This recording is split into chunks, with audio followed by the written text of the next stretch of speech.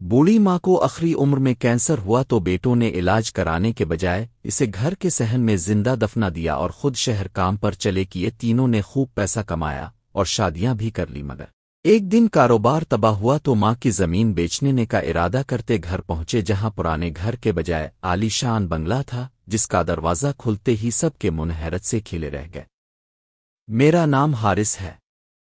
मैं 3 भाइयों में बड़ा हूं। दूसरे का नाम फराज और तीसरे का नोमान। हम तीनों शहर के मजदूर थे। ख्वाब बड़े थे मगर दिल छोटे। और माँ वो बस एक पुरानी कमजोर औरत थी जिसका बदन हड्डियों का ढांचा बन चुका था, लेकिन आंखों में अब भी दुआ बाकी थी। कैंसर की तशखीस हुई तो गोया घर पर मौत का साया उतर आया। डॉक्टर ने साफ कहा था कि इलाज महंगा है, लंबा, तकलीफ दे और शायद बेफायदा। हम तीनों ने एक दूसरे की तरफ देखा था। कोई कुछ नहीं बोला। फिर फराज ने आहिस्ता से कहा, हारिस भाई, हम सब का क्या बनेगा अगर सारा पैसा इधर लग गया तो? मैं खामोश रहा। नुमान ने ज़बान में जहर गेविला, वैसे भी अब अम्मा की उम्र क्या है, 85 पार कर चुकी है। अल्लाह की अमान में जाएंगी तो बुरा क्या है।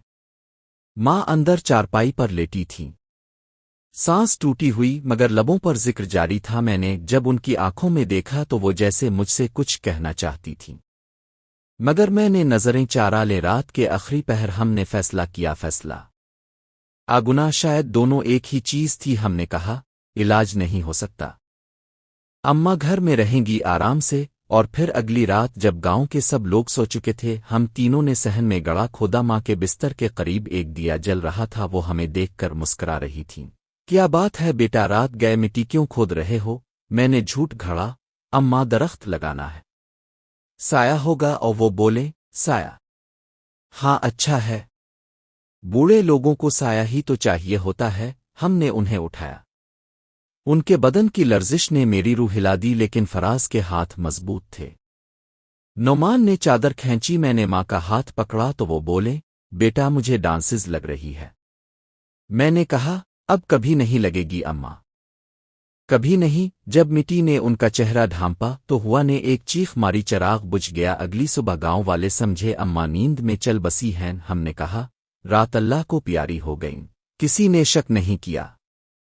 सब ने फातिहा पढ़ी और हमने सहन की वो जगह वो कब्र के नाम पर छोड़ दी। घर खामोश था, मगर रातों को कभी कभी हल्की सी सरसराहट आती, जैसे कोई सांस ले रहा हो मिट्टी के नीचे। हमने सुना नहीं। सुना होता तो शायद कहानी यहीं खत्म ना होती। 5 साल बीत गए। हम तीनों शहर चले गए, फैक्ट्रियों में काम किया, पैसा आया, इज्जत मिली और वक्त के साथ हमारा ज़मीर सो गया। हमने शादियां की, बीवियां, बच्चे, खुशियां। कभी कभी माँ का जिक्र आता तो कोई हंसी में उड़ा देता, वो अरे बूढ़ी थी चली गई, सबको जाना है। फिर एक दिन किस्मत ने कहकहा लगाया, फराज का बिजनेस डूब गया, नोमान का घर टूट गया और मेरा बैंक खाता खाली, जैसे किसी ने अंदर से निचोड़ लिया हो। हम तीनों एक ही दिन शहर के चौराहे पर मिले, चेहरों पर शिकस्त की लकीर। नोमान बोला, शायद जमीन बेच दें अम्मा की पुरानी, कुछ पैसे बन जाएं। मैंने हाँ में सर हिलाया। हम गांव की तरफ रवाना हुए, वही गांव जिसे छोड़े बरसों गुजर चुके थे। रास्ते में बारिश हो रही थी, कच्ची सड़क पर गाड़ी फिसल रही थी। फराज ने कहा, अजीब बात है, जैसे रास्ता रोकना चाह रहा हो कोई। जब हम गांव पहुंचे तो हैरत ने हमें जकड़ लिया। जहां हमारा पुराना मिट्टी का घर था, वहां अब एक आलीशान बंगला खड़ा था। सफेद दीवारें, लोहे का गेट, अंदर बाग, फवारा, सब कुछ ऐसा जैसे किसी रईस ने बना रखा हो। नुमान की आवाज कांप गई, ये हमारा घर तो नहीं रहा। मैंने गेट के पास जाकर तख्ती देखी, दारुस्सलाम हाउस मालिक खदीजा बीबी। मैंने पीछे मुड़कर देखा, फराज की आंखें फैल गईं। ओ खदीजा बीबी, ये तो अम्मा का नाम था। दरवाज़ा खुद बखुद चरचराहट के साथ खिल गया। अंदर से ठंडी हवा का झोंका आया, जैसे किसी ने हमें अंदर बुलाया हो। बाग में चंबेली की खुशबू थी, वही खुशबू जो अम्मा के दोपट्टे में बसी रहती थी। हम तीनों ने कदम अंदर रखा, गेट बंद हो गया खुद बखुद। मैंने पीछे मुड़कर देखा, बाहर की दुनिया गायब थी, सिर्फ हम थे, वो बंगला और सहन की मिट्टी जो कभी हमारी माँ की कब्र थी। दरवाज़ा जैसे किसी अनदेखे हाथ ने बंद किया था। हम तीनों चंद लम्हे वहीं खड़े रहे। बंगले के अंदर का मंजर ऐसा था जैसे वक्त ने पिछले बरसों का कर्ज चुका दिया हो। साफ सुथरा फर्श, दीवारों पर हल्की खुशबू और हर चीज अपनी जगह। मैंने आहिस्ता से कहा, یہ کس کا گھر ہو سکتا ہے؟ فراز نے طنز سے ہنسا، لکھا تو ہے خدیجہ بی بی، ہو سکتا ہے کسی نے وہی نام رکھا ہو۔ اتفاق ہوگا، لیکن اس کی آواز میں وہ یقین نہیں تھا جو وہ جتانا چاہتا تھا۔ نعمان دھیرے دھیرے اندر بڑا، فرش پر پاؤں رکھتے ہی جیسے کوئی نرم سی روشنی الفابیر، یہ دیکھو، یہ تو ہمارے صحن والی جگہ ہے۔ جہاں وہ رک گیا، ہم تینوں نے ایک دوسرے کو دیکھا۔ الفاظ کے بیچ ایک خاموشی اتر آئی۔ میں نے دھیان سے ارد گرد دیکھا۔ اسی جگہ اب ایک خوبصورت فوارہ بنا ہوا تھا، پانی کی بوندیں سورج کی روشنی میں چمک رہی تھیں، لیکن ایک لمحے کو مجھے یوں لگا جیسے وہ بوندیں آنسو ہوں، ماں کے آنسو۔ ہم تینوں الگ الگ سمتوں میں گھر دیکھنے نکلے۔ کچن میں برتن سلیقے سے رکھے تھے، چولہے پر تانبے کی پرانی دیگچی رکھی تھی، بالکل ویسی جیسی ماں استعمال کرتی تھی۔ میں نے دیگچی اٹھائی تو نیچے ایک پرچی دیکھی، اس پر ماں کی لکھائی تھی، بیٹا کھانا کبھی تنہا مت کھانا، رزق میں برکت ختم ہو جاتی ہے۔ میرے ہاتھ کانپ گئے، میں وہی تحریر پہچانتا تھا۔ میں نے فراز اور نعمان کو بلایا، وہ دونوں بھی اب بے چین تھے۔ نعمان بولا، یہ گھر بنا کس نے؟ زمین تو ہمارے نام تھی، شاید کسی نے خرید لی ہو۔ میں نے کہا، مگر دل میں ایک کانٹا چبک گیا، ہم نے تو زمین بیچی ہی نہیں تھی، ہم تو لینے آئے تھے۔ دوپہر ڈھلی تو ہم صحن میں بیٹھ گئے، ہوا میں چنبیلی کی خوشبو پھیلی ہوئی تھی۔ باغ کے کونے میں ایک چھوٹا سا درخت لگا تھا، ہرا بھرا، جیسے برسوں سے کسی نے اس کی خوب دیکھ بھال کی ہو۔ فراز نے آہستہ سے کہا، یہ وہی جگہ ہے نہ جہاں میں نے سر جھکا لیا۔ ہاں یہی جگہ تھی۔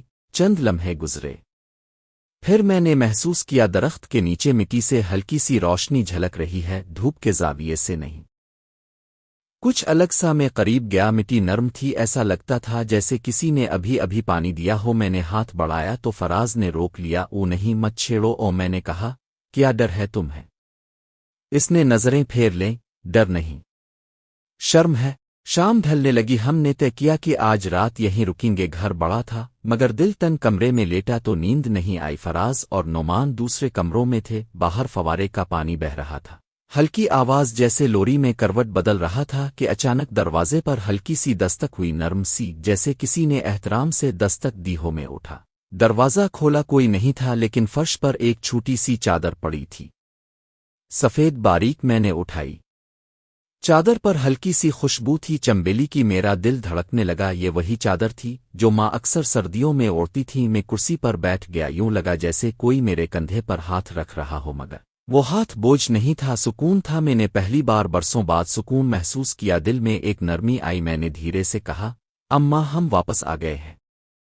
ہوا تھم گئی، فوارے کی آواز رک گئی، اور پھر ایک لمحے کو لگا جیسے پورا بنگلہ سانس لے رہا ہو۔ اگلی صبح جب میں باہر نکلا تو فراز اور نعمان پہلے ہی صحن میں بیٹھے تھے۔ فراز کے سامنے ایک پرانی کتاب رکھی تھی، یہ دیکھو، یہ کہاں سے آئی؟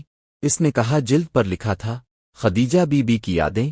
ہم تینوں کے چہرے زرد پڑ گئے۔ میں نے کتاب کھولی، پہلا صفحہ خالی تھا، دوسرے صفحے پر چند لائنیں تھیں، بیٹے اگر تم لوٹو تو سمجھ لینا کہ زمین سونا نہیں گنا چھپاتی ہے، میں نے تمہیں معاف کیا، مگر جو مٹی میں دفن ہو وہ کبھی خاموش نہیں رہتی، اپنے حصے کی زندگی وہ خود لوٹانے آتی ہے۔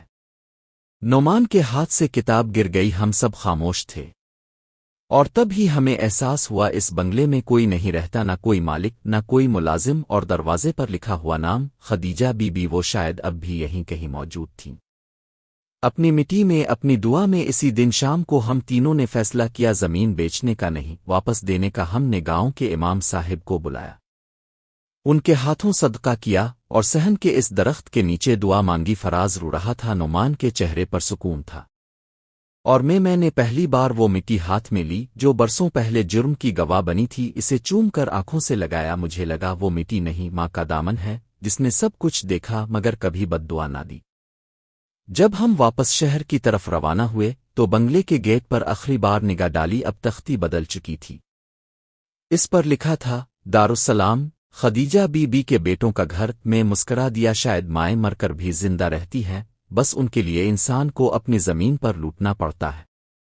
صبح کی دھوپ نرم تھی، راستے کے کنارے دھول اڑ رہی تھی، لیکن ہمارے دلوں میں ایک عجیب سا سکون اتر آیا تھا۔ فراز گاڑی چلا رہا تھا، نعمان چپ تھا، اور میں بس کھڑکی سے باہر دیکھ رہا تھا۔ ہر منظر جیسے نیا لگ رہا تھا، وہی راستے وہی کھیت، مگر اب ان میں زندگی تھی۔ میں نے دھیرے سے کہا، شاید اماں نے ہمیں معاف کر دیا۔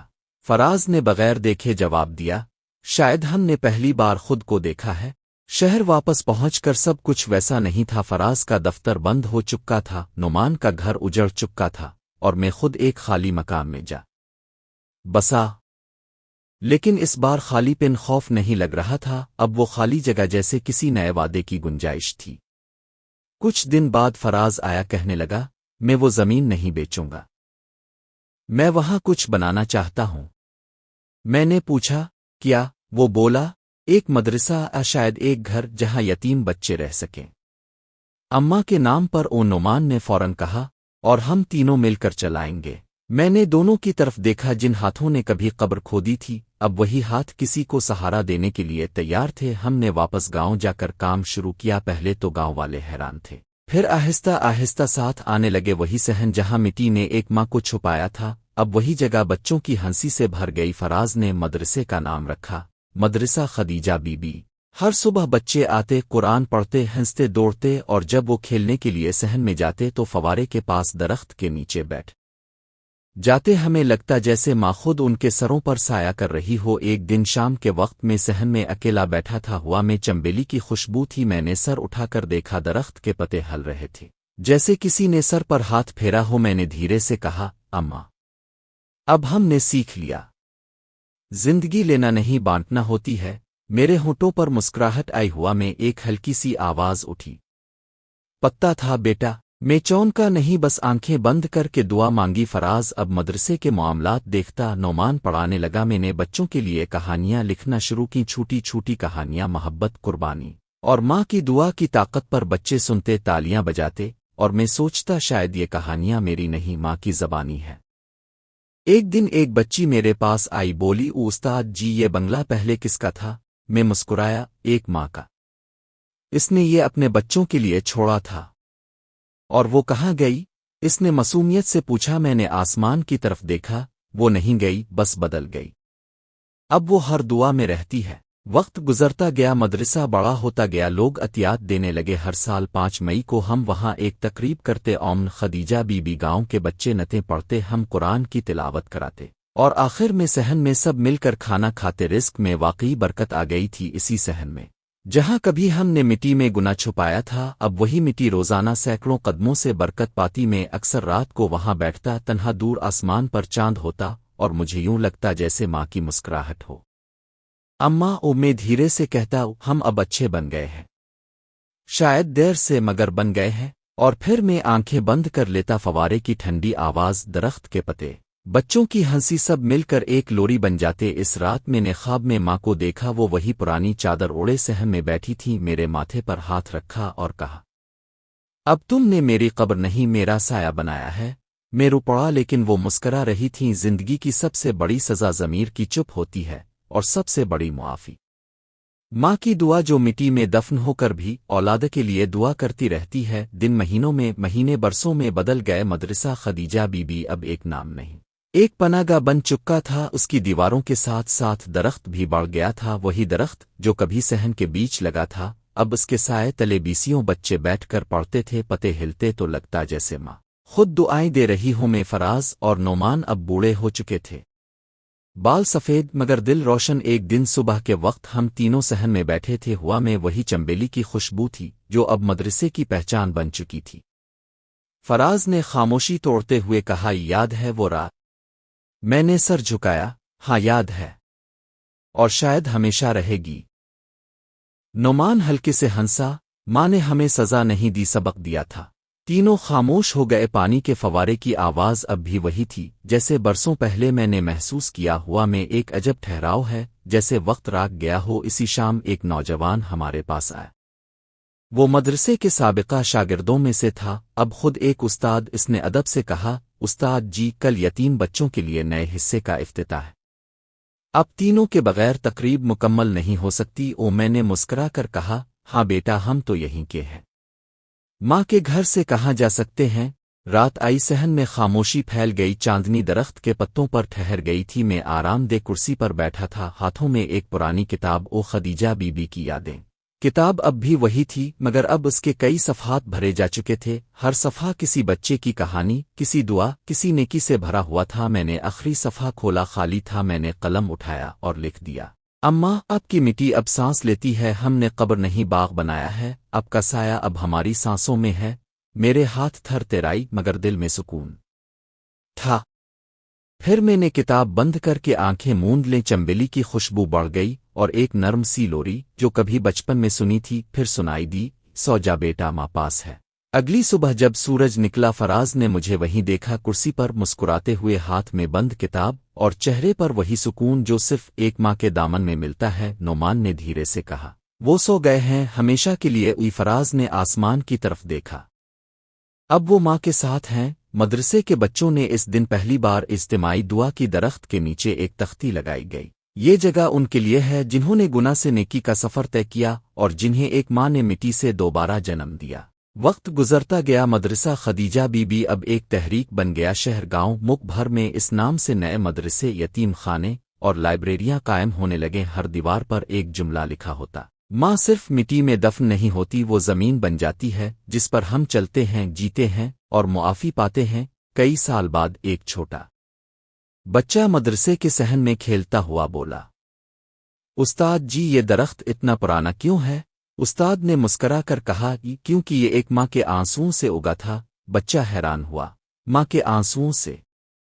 ہاں بیٹا، جب ماں روئے تو زمین ہری ہو جاتی ہے اور جب وہ معاف کرے تو دنیا بدل جاتی ہے۔ بچے نے درخت کو گلے لگایا، پتے ہلے، چمبیلی کی خوشبو پھیلی اور کہیں بہت دور ہوا میں ایک مانوس آواز گونجی، خوش رہو میرے بیٹو۔ یہ کہانی مٹی سے شروع ہوئی تھی اور مٹی ہی پر ختم ہوئی، مگر اب یہ مٹی قبر نہیں سایہ تھی۔ خدیجہ بی بی کی دعا نے اپنے بیٹوں کو وہ زندگی دی جو کبھی ان کی دولت نہیں دے سکی، اور شاید یہی زندگی کا سچ ہے۔ ماں کی خاموشی بد دعا نہیں ہوتی، وہ وقت کے ساتھ دعا میں بدل جاتی ہے اور پھر ایک دن سب کچھ لوٹا دیتی ہے، محبت سمیت۔ آپ کو کہانی پسند آئی ہو تو ویڈیو کو لائک کریں اور مزید ایسی کہانیوں کے لیے چینل کو سبسکرائب کریں۔ ملتے ہیں نیکسٹ ویڈیو میں، تب تک کے لیے اللہ حافظ۔